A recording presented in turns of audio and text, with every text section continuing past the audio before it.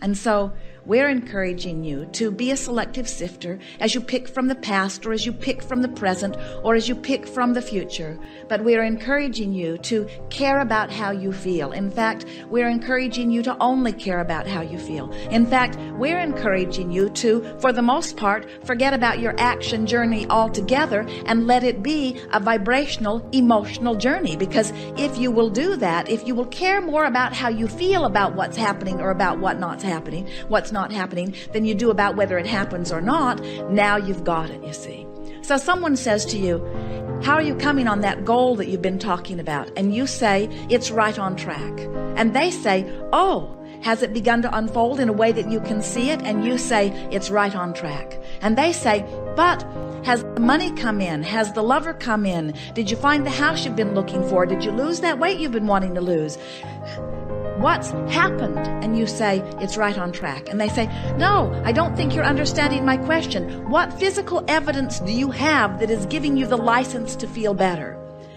And that's when you say, I have left that old modality far, far behind, because I found out that I was going about it backwards. When I demanded that I get what I'm looking for first so that I can have an emotional response to what's already happened, now I'm not creating. Now I'm just observing. I'm just regurgitating. I'm just responding. I'm just having knee-jerk reactions. Now I'm a conditional lover. Now I've joined the ranks of the other millions who are trying to control the conditions so that I can have a better feeling in response to the conditions. I'm no longer creating conditions. And if they are very wise in listening to your wisdom, they will say, well, how would someone go about creating a condition? And you would say, by using the condition as I always must to help me conclude what I would prefer, but then immediately taking my eyes off of the not preferred condition while I expectantly reach for an improved condition. And they would say, I didn't really hear what you said. Can you give it to me in easier terms? And you would say to them, I've learned that I'm healthier in my imagination than I am in my observation. Because when I imagine, I can make it just the way I want it to be. And they would say, oh, you're a dreamer. You're not a realist. And you would say, oh, I never face reality. I create reality. I don't look at what is and regurgitate more of it. I look at what is, automatically launch desires, and become the fuller version of that which I am, and then I feel my way into vibrational alignment with what I've become. So then they would say, you mean you don't set goals? And you say, not as such. I'm the blessed one, you know. You mean you don't set goals? You don't identify what you want? Oh yes, I do that all day, every day. I can't stop doing that. When someone's rude to me, I want them to be nicer. When I'm rude to someone, I want to be nicer. When someone says I'm bad, I want them to understand that I'm good. When someone feels that they are bad, I want them to understand that they are good. When I or someone is sick, I want them to be well. When I am confused, I want more clarity. I can't stop deciphering life, and I can't stop setting goals. But something I've learned is that I automatically set my goals, and I've been setting so many of them that I've created this magnificent vibrational escrow. The source energy has all lined up and waiting for me. And now my work is to become vibrationally worthy of all of the good stuff that I've been asking for. Vibrationally worthy, they say. What in the world is vibration? How can somebody be vibrationally worthy? And then you will tell them the greatest secret of all. To be vibrationally worthy, you just have to care more than anything else, more than life itself, because it is life itself, how you feel. And then you have to be willing to work your thoughts around in whatever which way you can until you find relief from thoughts that don't feel good, and while you gradually replace them systematically with thoughts that feel increasingly better. Well, how does one go about that? Well, you look out at people who annoy you, and you feel the discomfort of that annoyance. And then rather than asking them to change their annoying behavior, you just work it around in your mind so that they don't annoy you so much. Your friend would say, that seems hard. And you would say, it was hard for me at first, because at first I was so accustomed to just responding to whatever was. I would see something and I would have a knee-jerk response to it. But later on, I began to understand that the knee-jerk response was just my initial reaction to their vibrational offering. And when I saw things that did not match who I am, I felt the discord of it. But then I became aware that I didn't need them to understand me or to understand my needs or wants or to agree with them in order for me to feel better. And in that acknowledgement came my first and my true recognition of my power and of my freedom. When I discovered that I no longer needed one other person on the planet to be even a little bit different in order for me to feel the way I wanted to feel, I found instant freedom, and I found something else. I found an ability to love them anyway. And when I found that I could love them anyway, I returned to the true nature of my being. And without even knowing I was doing it, I closed the gap between me, and I began to be the source energy being in a physical body that I was born to be. And then, as far as I am concerned, you can tell your friend, then I had my first real birth, where all that I was meant to be was focused with me in this moment. And then your friend might say to you, digging through horrible things that have happened even in this day somewhere on the planet, you mean you can look at this wretched experience and you can find joy and love in it? And you say, no, I can't look at things that are horrible and feel good. But by practicing looking at things that feel good, the horrible things don't show up in my life.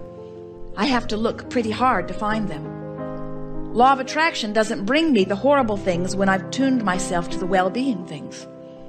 And then say to your friend, and anyway, as I look out into this world, there's way more that's going really, really well than is going really, really wrong. Do you know how hard we have to look to scrape up the bad stuff? Who was it that decided that it was our job to find all of the problems and solve them? I found it, you can say to your friend, to be utterly overwhelming. And so I began to tune myself to the good things of life. And more, I am so tuned to the good things of life that only the good things of life show themselves to me. And then your friend might say, don't you feel a little guilty living such good life when there are others who don't? And then you say to your friend, I found out that I could not get sick enough to help sick ones get well. And I could not get poor enough to help poor become prosperous. And I could not find enough confusion to help others be clear.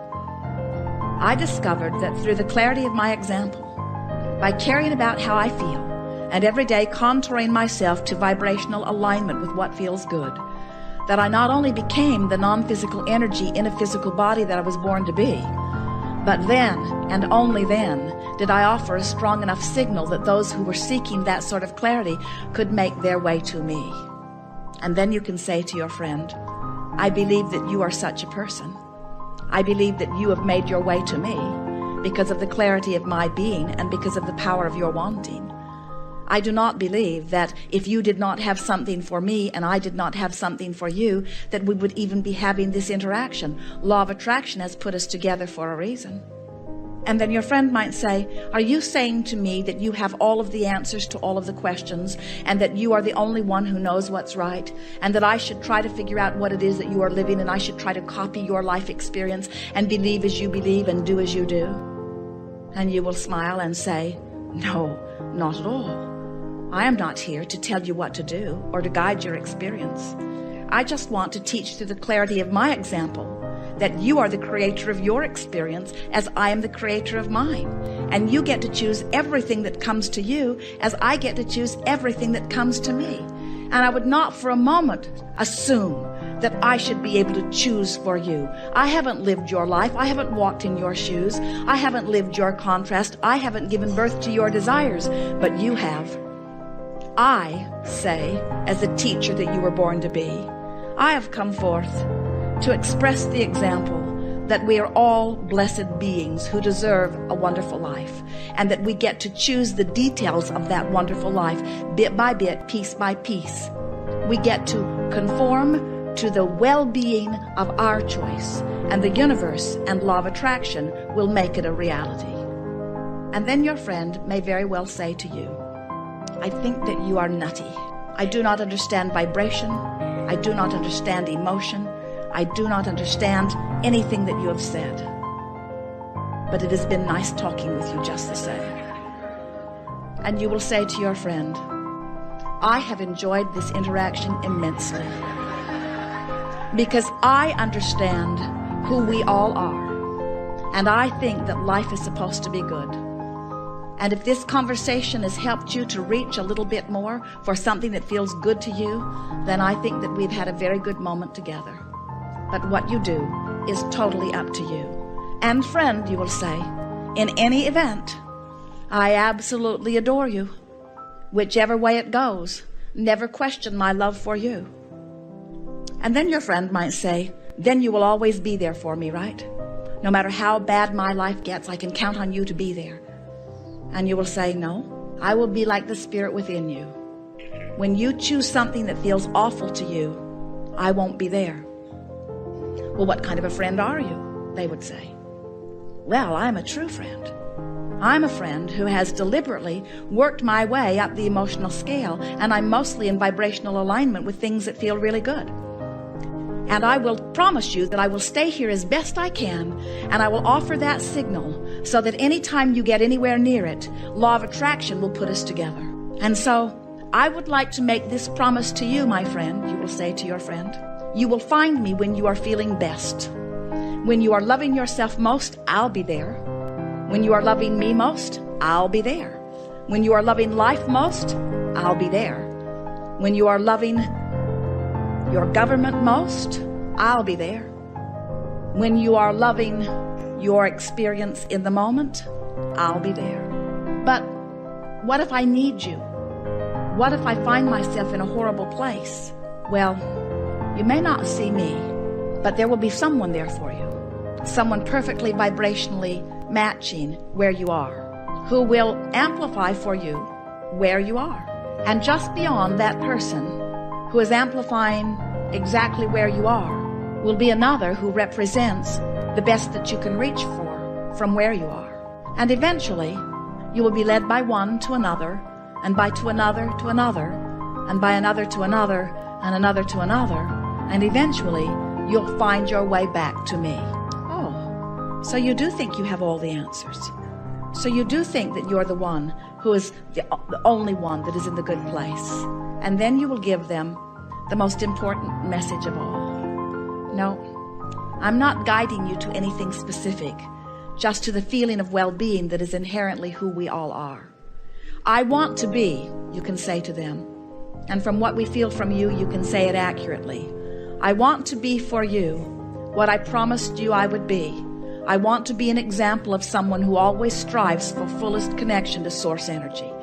I want to be a catalyst who will be like a satellite dish that will beam pure positive energy into the atmosphere that surrounds me wherever I am. I want to be an example of one who, while I may not always be exactly vibrationally up to speed with who I am, I promise you that I will always be an example of one who knows whether I am there or not, because I care about how I feel. And when you get there, and when you are willing to talk about it to anyone who will listen, you will then be the teacher that you've come forth to be.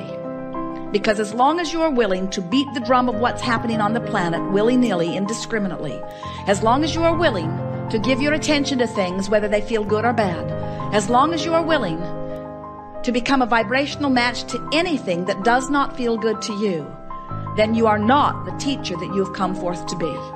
You are a regurgitator. But when you say, I care how I feel, and every day, all day, I deliberately make choices of what feels better and what feels better and what feels better until I've tuned myself on most subjects to feeling really, really good. And now I can see by what law of attraction brings around me that I am a vibrational example, the vibrational example